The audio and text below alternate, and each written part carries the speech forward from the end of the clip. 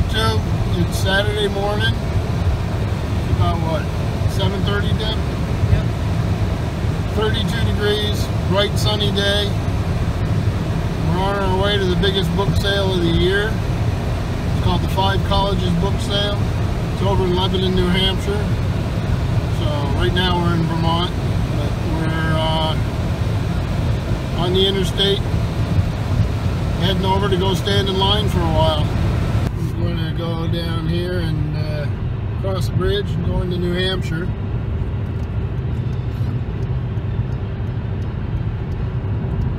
I've got my brattle bag. Thank you, Steve.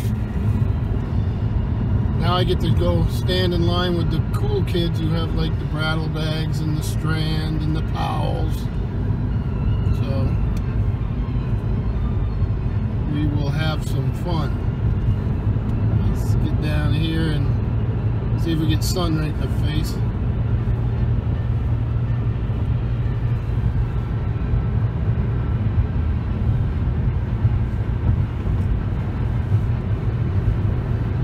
Across the Connecticut River, we will be in New Hampshire.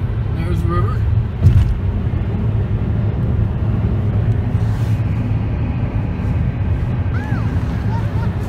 All right. I did your, yeah. And with my these are line keepers. Oh, those are nice. Those bins from. I'm so excited. You can. They're like 3 minutes. Probably right. Stronger.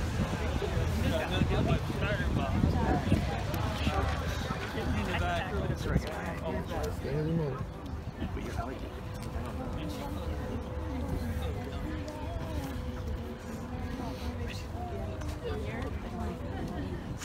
No, beer and drinking. I saw that.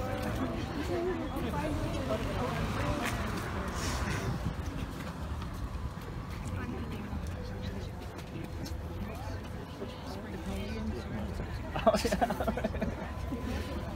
Don't say that to my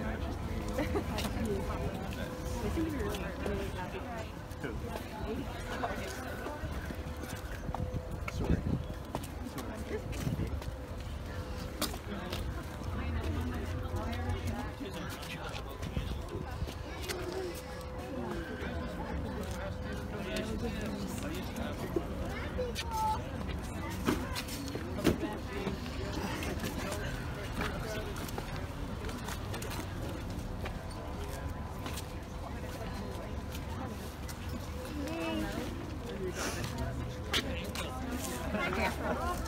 Your whole life.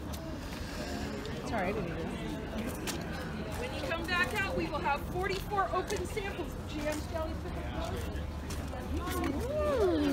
Honey. Pickles. Jam. Jelly. I think it's free. Yeah. I'll ask you.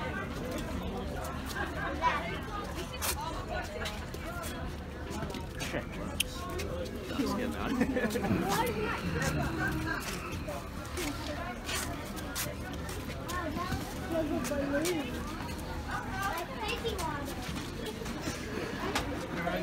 Somebody can grab them out. Yep.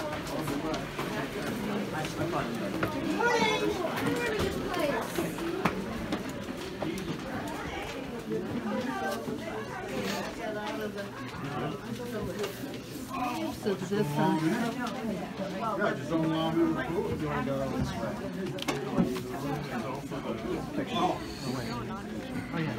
Down this way, straight down here.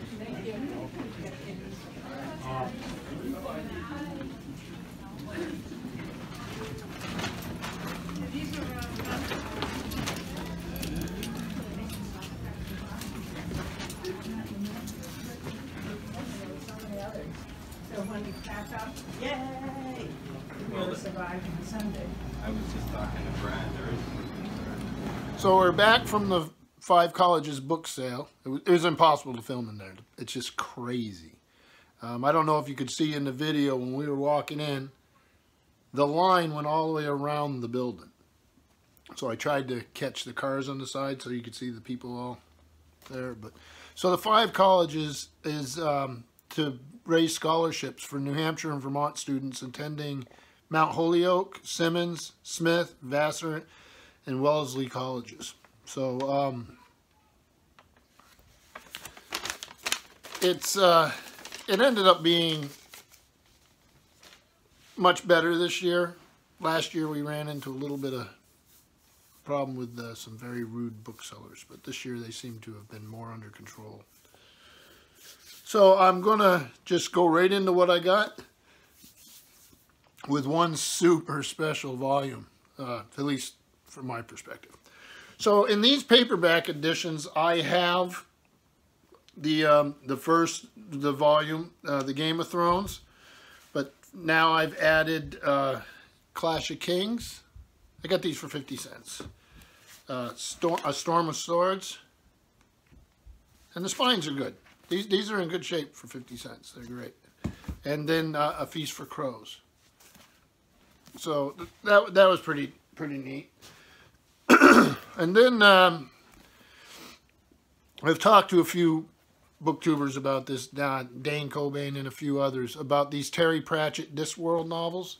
So I got The Color of Magic, like I say, in great shape, which I've read. I've read the first one, but I found 1 and 2, The Light Fantastic. So I'm going to work my way through this series.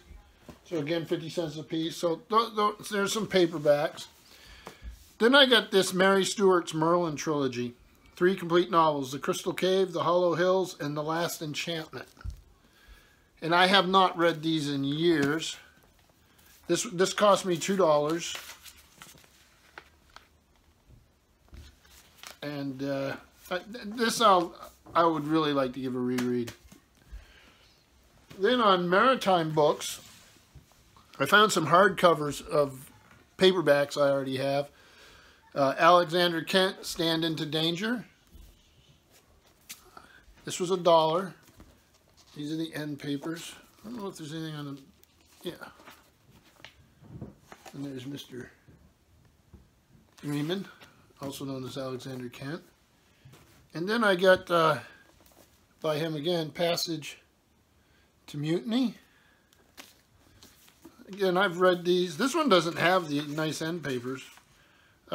This is a first American edition of 1976, and it's G.P. Putnam's and Sons. The Stand Into Danger with the nice end papers is Hutchinson, London, and this was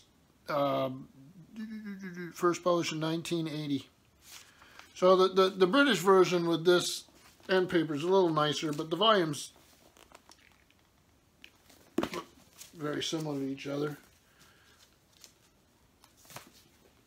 And then another maritime book I got, I've never seen before.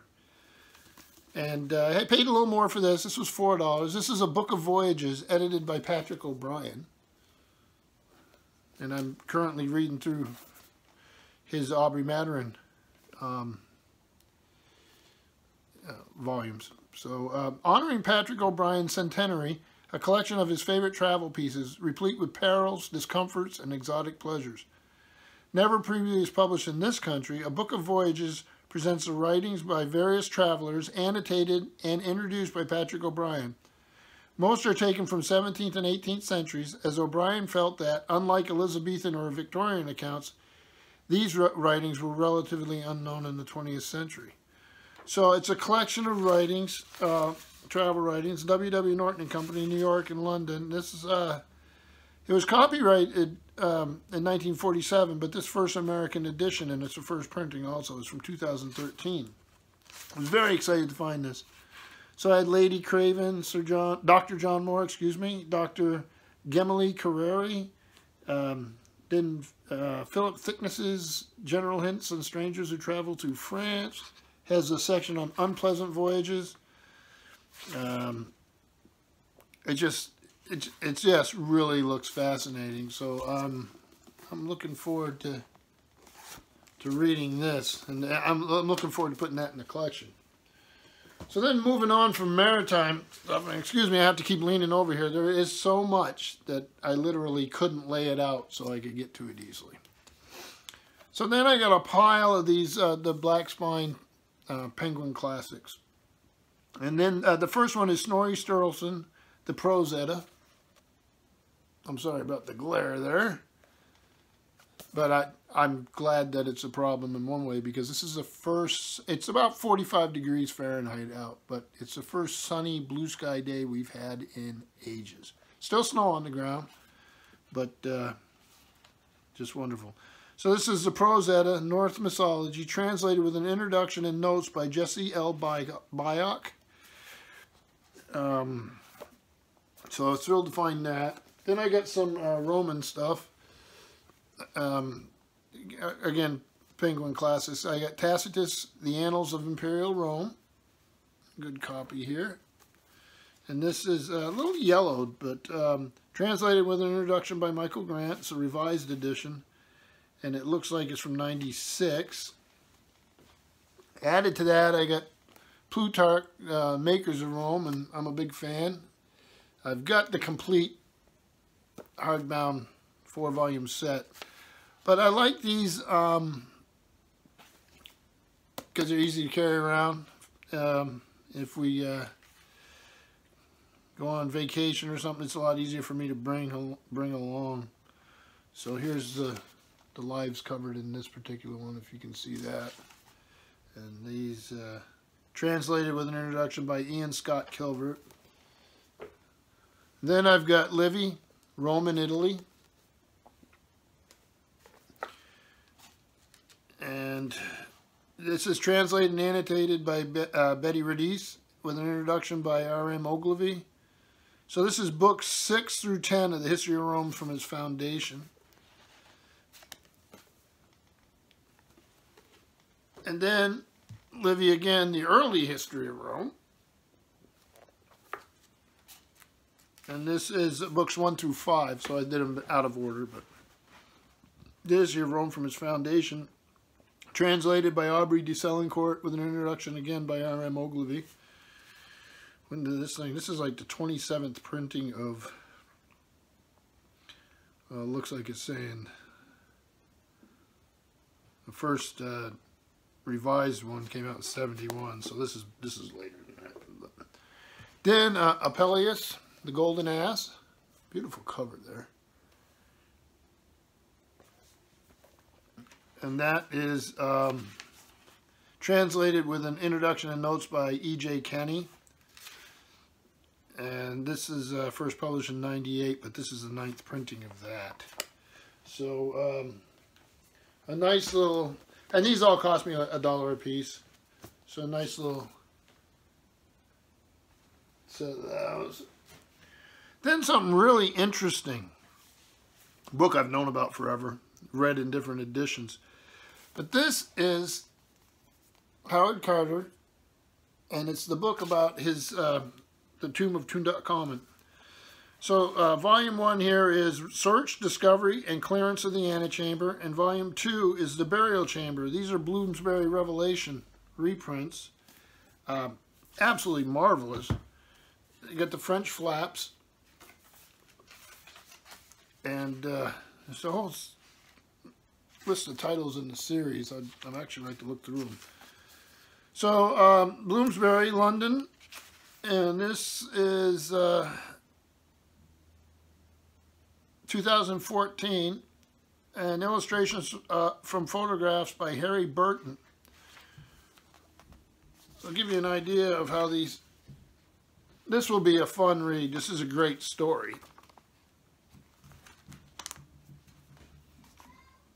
And then volume 2 here has here. All these plates.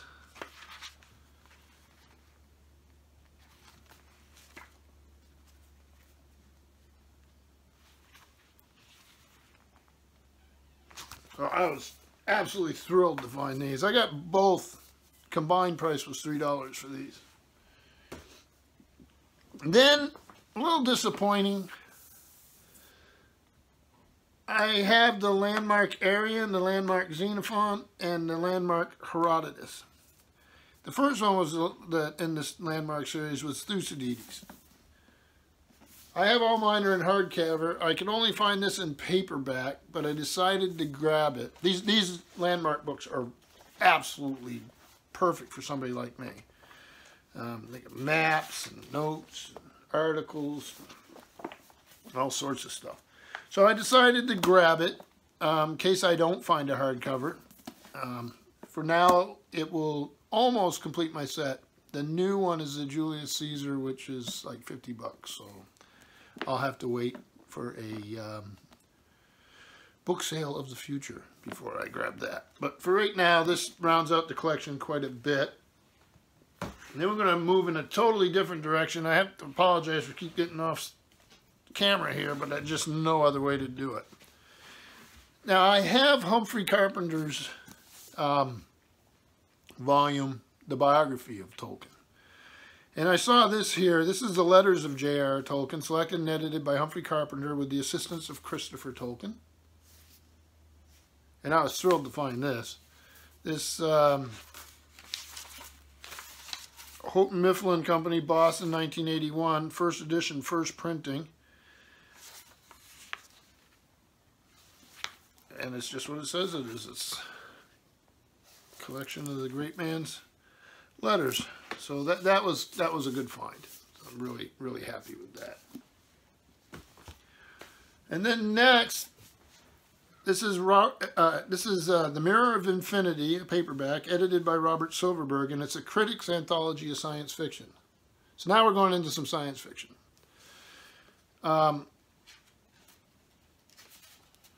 This is a perennial library, Harper & Row Publishers, New York, and it came out in 1970, and the perennial library edition came out in 73. So I'm going to read some of the stories that are in this. H.G. Wells' The Star, John W. Campbell, Twilight, and each of them has a foreword by an author. So Harry Harrison talks about Nightfall by Asimov, and then Lewis Paget, Private Eye, and now James Blish talks about it. And I'll just read the stories now. Arthur C. Clarke, The Sentinel, Robert Sheckley, The Specialist, James Blish, Common Time, Cordwainer Smith, The Game of Rat and Dragon, Kingsley Amis talks about that, Robert Heinlein, All Ye Zombies, J.G. Ballard, The Subliminal Man, Harlan Ellison, I Have No Mouth and I Must Scream, P.A. Zoline, The Heat, Death of the Universe, and Borges, The Library of Babel. And then there's a bibliography of critical literature of science fiction. So pretty neat volume. And then I did a book haul recently where I got these Science Fiction Hall of Fame paperbacks. I got 2 and 2B or something like that. But this is volume 1. And it's not in great shape, but I thought I'd grab it for 50 cents until I can find a better copy. It has one of my favorite science fiction stories of all time, and that's Stanley Weinbaum's The Martian Odyssey. But it also has like Campbell's Twilight again, Heinlein's The Roads Must Roll, Sturgeon, The Microscopic God, Asimov, Nightfall again, Kornbluth, The Little Black Bag, Fritz Leiber, Coming Attraction, Damon Knight, The Country of the Kind, Daniel Keyes, The Flowers for Algernon, Zelazny, A Rose for Ecclesiastes. So a good volume to have, but like I say, it's in not the greatest shape. 50 cents. This next one I read ages ago and loved, and I'll collect all of them again. And this is Gene Wolfe, The Shadow of the Torturer. Excellent book.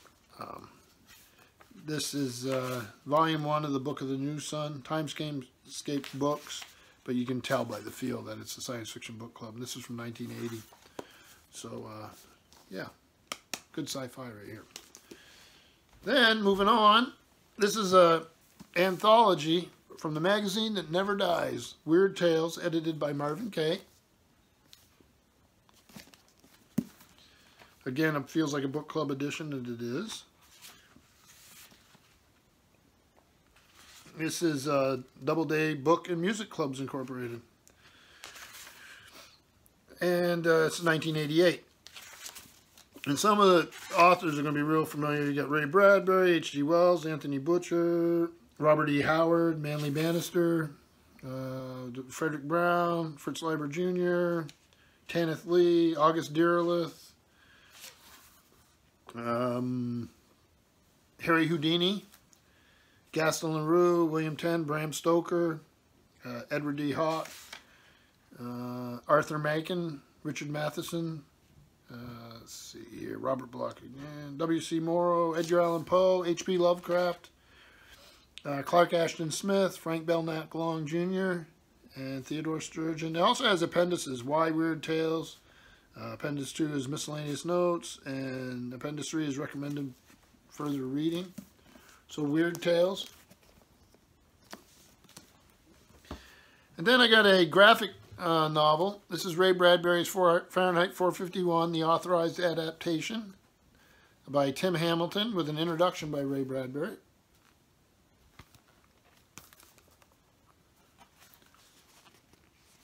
This thing, let me see here. This came out in,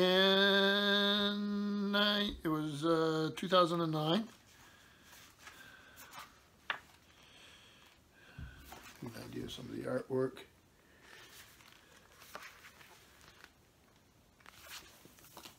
And then this is another one that's not the greatest shape, and I probably overspent for it. Yeah, I spent $2, so I guess not. This is Robert Heinlein's The Notebooks of Lazarus Long. I used to own this, and I used to dip in and out of it and get a kick out of some of the quotes.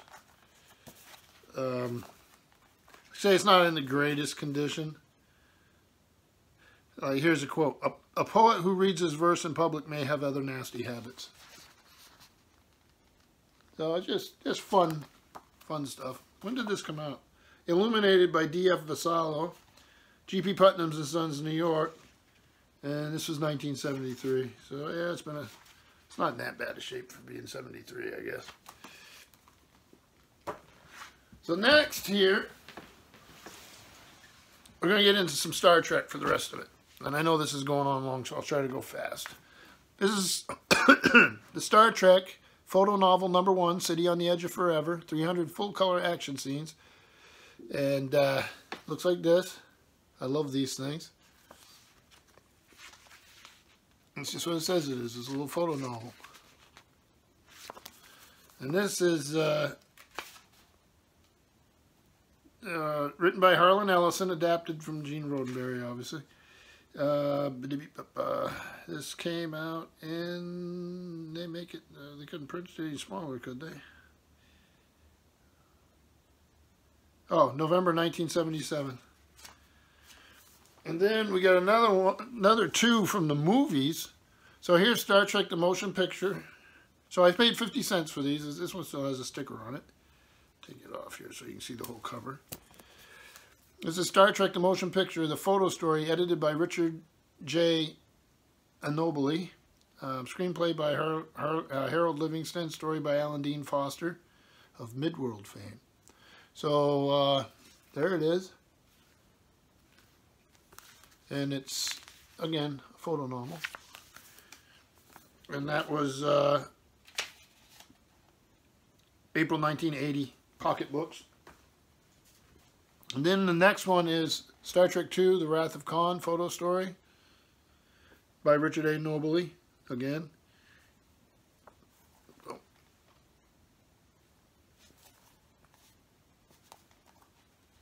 This one's a little different. It's not colored. And this is from 1982. I don't know why they did it with these black and white. I mean, I'm happy to have it all the same, but it does seem a little strange. And then another volume I used to have, again Star Trek. This is Star Trek Starfleet Technical Manual. Researched and compiled by Franz Joseph, Ballantine Books. This one's going to be hard to show without the glare, because it's got this plastic protective sleeve. And it holds this book, the technical manual. And Starfleet Technical Manual, Federation Classified, Training Command, Starfleet Academy. First edition. 1975. So here you have the... So it has an ad in it. I didn't know I had it. And I was just telling my wife that what I also used to own was the Star Trek blueprints. And here's a little ad for them. So I will find those and repurchase them. I loved them. There's a control console. So Star Trek, Starfleet Technical Manual. Then Star Trek Concordance. Has a little wheel on it here. I don't know. Let me try to get it up here. I'm not very... I should be paying more attention to what I'm holding up. So it has a little disc here, and you can... So if I don't know if you can see them moving. So when I go to the episode Arena, it says Stardate 3045.6. And then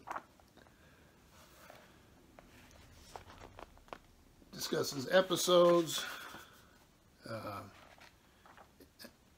by season. So a lot of information, who was in it, all sorts of stuff. So that was a good find. Then I got the Star Trek Compendium, the most thoroughly researched and complete Star Trek reference work ever published, by Alan Asherman.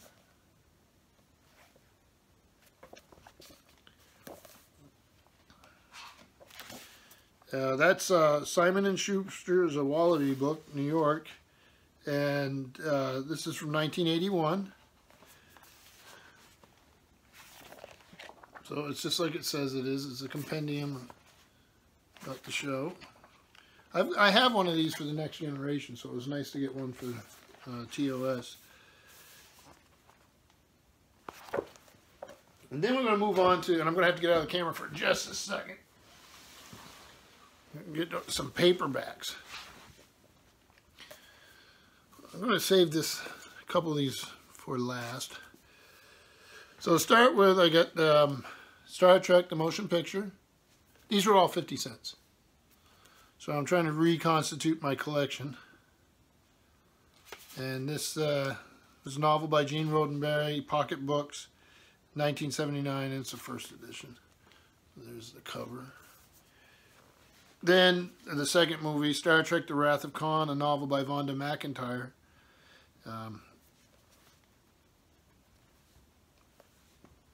And this one is, let's see, Pocket Books New York.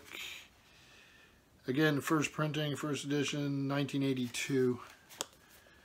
Then Star Trek IV, The Voyage Home, again by Vonda McIntyre.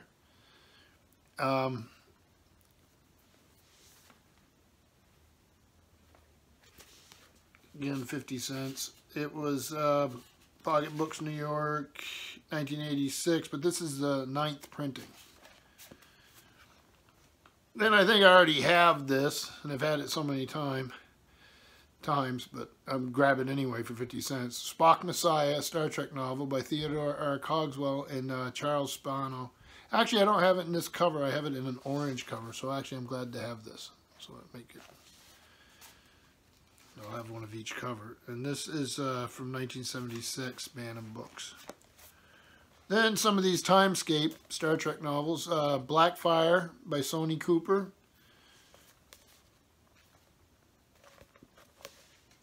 And that is Timescape books, Pocket Books. This is the first printing, 1983. Another one is The Klingon Gambit by Robert E. Vardaman. I like that cover. And this one is 1981. Then out of the James Blish volumes, because I'm trying to redo that collection too, is Star Trek 3.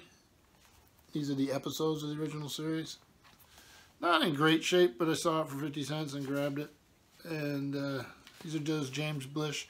It says, preface, Trouble with Tribbles, The Last Gunfight, The Doomsday Machine, Assignment Earth, Mirror Mirror, Friday's Child, and The Mock Time. So, yeah. Then here's another Star Trek novel, Planet of Judgment by Joe Haldeman.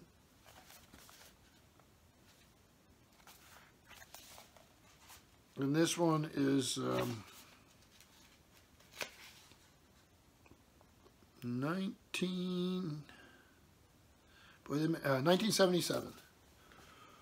And then another Timescape, Yesterday's Sun by A.C. Crispin. And that one is 1983. Then another Timescape is The Covenant of the Crown by Howard Weinstein.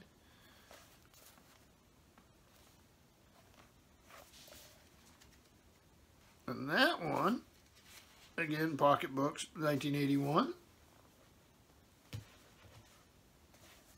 Then we have a Timescape Star Trek novel, The Abode of Life by Lee Corey. Another good cover, or a cover I like anyway. And that one is 1982. And another Timescape is Sandra Marshak and Myrna Culbreath, The Prometheus Design. Pocketbooks, New York. I can say that without even looking, just like everybody else can. 1982. So that was it on. And the final three books here are a little different, but they're Star Trek. This first one is The Trouble with Tribbles, the birth, sale, and final production of one episode by David Gerald. And again, I don't know how many times I've owned this. And it's the story of a single episode. It's illustrations by Tim Kirk. How appropriate is that? Valentine's Books, New York. And this is from 1973. So it does have images.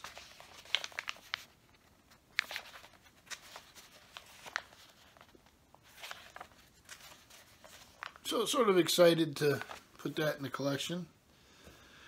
Then here's Meaning in Star Trek by Karen Blair. Why was Star Trek the most popular series of all time?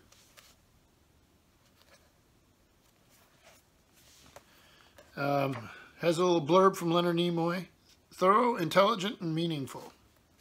Okay. Warner Books, New York. This came out in 1977. It's the first printing. Has a section here. You used to see these everywhere. This is the old sign-up card for the Science Fiction Book Club. I love looking at the old ones because you can see what was popular at the time the book came out. See if I can pop it out without causing any damage. So we have Gateway by Fred Pohl, the Star Child Trilogy, A World Out of Time by Nevin, All My Sins Remembered, Imperial Earth, Arthur C. Clarke, Foundation, which was always on offer, Foundation Trilogy by Asimov. So it looks like that. And then Dangerous Visions by edited by Harlan Ellison. So yeah, that's sort of fun. So this is a book about what we basically all we had after Star Trek ended was stuff like this, you know. So little articles about Star Trek. And then here's the find. And I didn't know until I got home. Chekhovs Enterprise.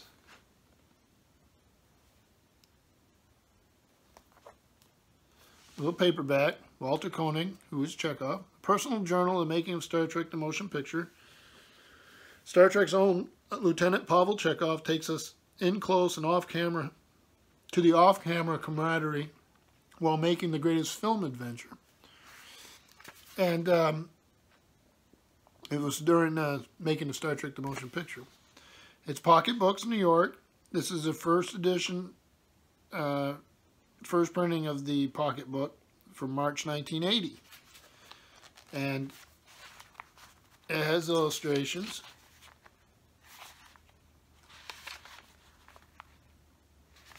And the exciting thing is it says, in friendship, Walter Koenig. So it's a signed paperback for 50 cents. It's just exciting. I like it. So that was the 5 Colleges book sale. Now that it looks like we might have spring coming, and As you can probably tell from my car when we were driving, we're still in mud season, so but that's the first step towards a nice summer. So, had fun today. Thank you, BookTube.